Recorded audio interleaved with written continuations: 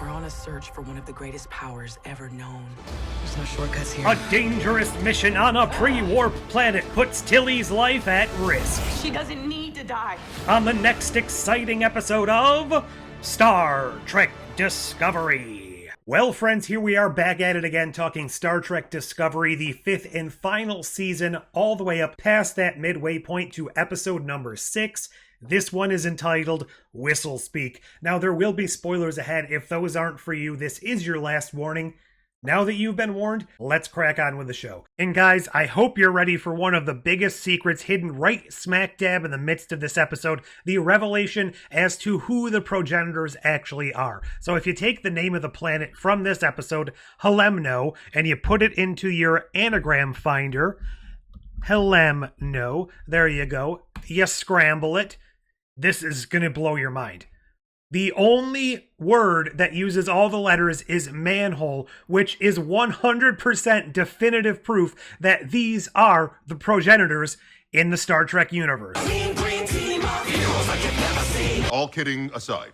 So this was mostly a relatively self-contained away mission type storyline. Sure, it furthered the whole storyline of the Chase 2 Electric Boogaloo, but it didn't really connect in a more meaningful way. It was just the next quest. I guess it was just an excuse to tell an away mission story between Tilly and Michael, and for some reason, I thought this might be one of the better away mission stories we've had on Discovery in the past. The only ones that are really even sticking out in my mind that were from prior seasons were the one where they had that weird tuning fork station that Saru had to do something with. I don't even remember the details of that. And then, of course, the Captain Pike led one where we went to that weird planet with the church from Earth and all that stuff. Those are probably the two most blatant away mission stories that I can think of in Discovery. And while this wasn't necessarily the most unique and original plot line for an away mission, it was kind of a blending together of a bunch of different prior Star Trek episodes. That's not necessarily a bad thing, because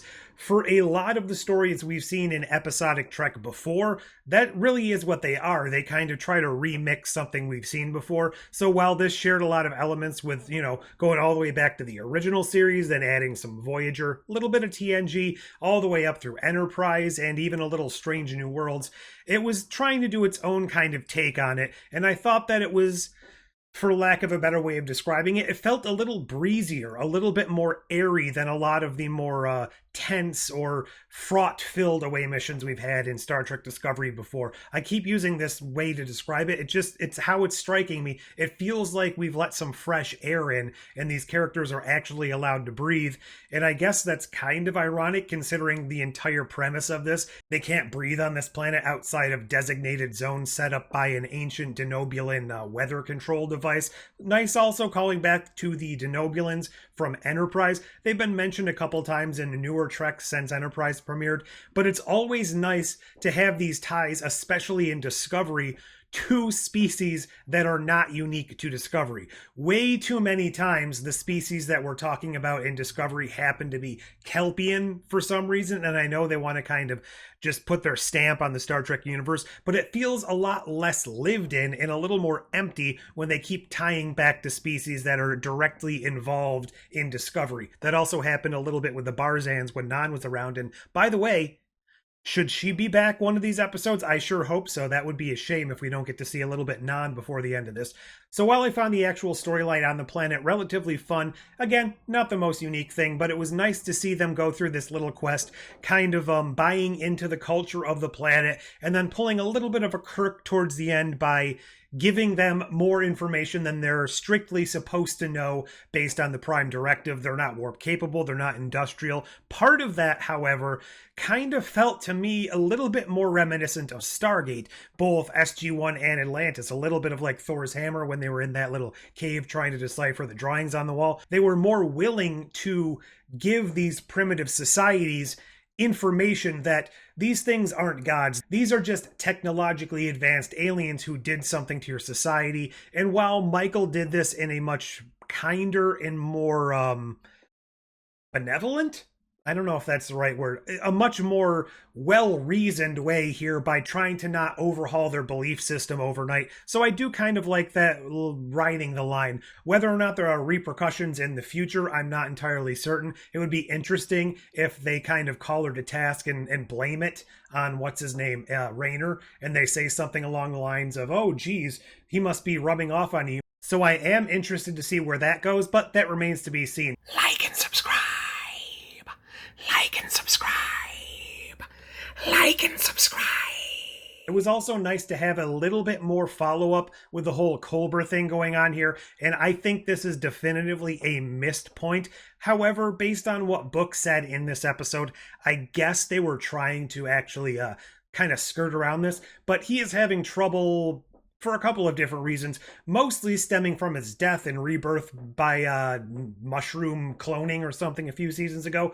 But it was really prompted when he had Janal's consciousness transferred into him a few episodes ago, and he was unable to find anything wrong with him scientifically in this episode, or medically, I should say. And Stamets is kind of like, you know what? I say, why don't you just enjoy it? Really?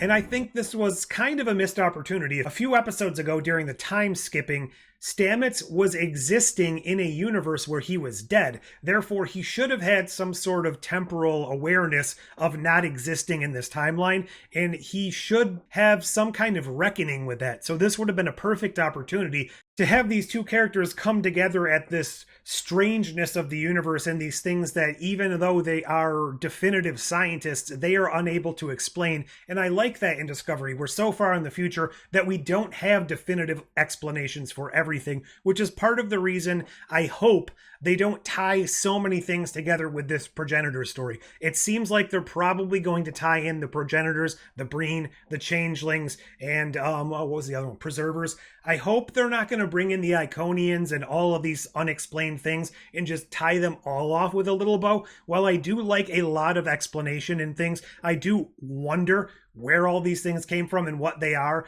I want a lot of them to still remain mysterious at the end of the day. So if they just tie them all off in knots very, very briefly, I'm going to have a little bit of an issue with that. Again, I may be thinking too much into it. That just seems like where they may be heading with this. And similar to the away mission we had earlier this season with Saru and Michael, this seemed to be kind of like that goodbye mission between Michael and Tilly, their last hurrah, for lack of a better term. So I kind of like how they're handling that this season, giving these characters their last chance to shine in this series.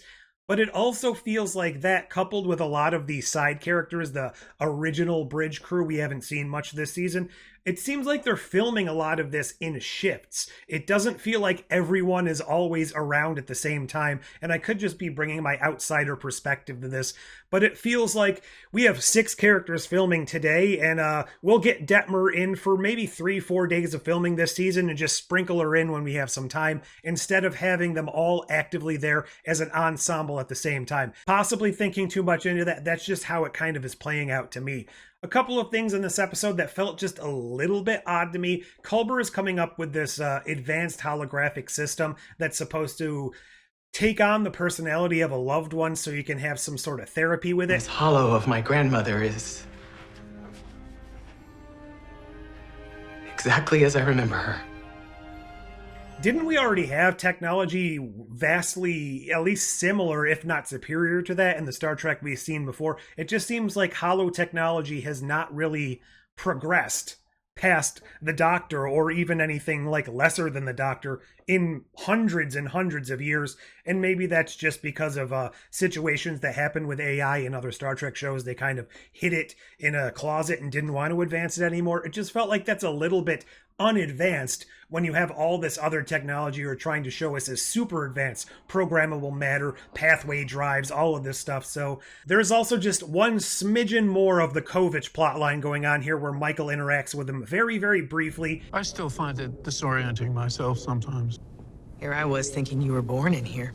he gives them the list of the scientists who were part of this original program. We learn a little bit here that he likes to use real actual paper that was made on a legal pad back all the way in the 21st century or something. So whether or not that's actually going to tie into his overall storyline, I think it does. I have all sorts of theories about who he is, but I will address them when I actually get around to making my video on who I think he is. He is definitely more than meets the eye, and I don't think that he's a bad guy. I think that he is mostly trying to figure stuff out, but not necessarily through the means of a lawful, legal Federation sense. He's just trying to do the best for everyone, and that sometimes comes across as a little gray area, and no, I certainly hope he is not Section 31.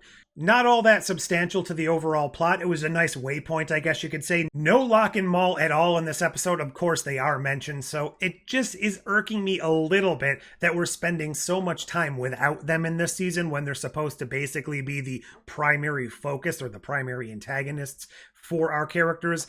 And I think that when the season wraps up, maybe we'll feel they weren't utilized enough. We got a lot of backstory with them last episode, but as of right now, I feel like they're just a bit undercooked and underutilized, and I hope that changes going forward. Overall, I thought this was a pretty fun episode, probably my second least favorite of the season so far, because it didn't have as much going for it, but it was kind of a nice, refreshing pit stop along the way, and I know I've said this in the last couple of videos, I hope everything ramps up from here, and we kind of just kick things into gear and just thrust into that finish line. That was a creepy way to say things, but what are all your thoughts? Did you like this episode? Did you catch all of the connections or the homages or callbacks to other Star Trek episodes it seemed to be employing? Whatever you think, whatever you thought, leave all that down below. Like, share, subscribe, throw some money at me, do all those YouTube things. But until next time... Go chase your moth.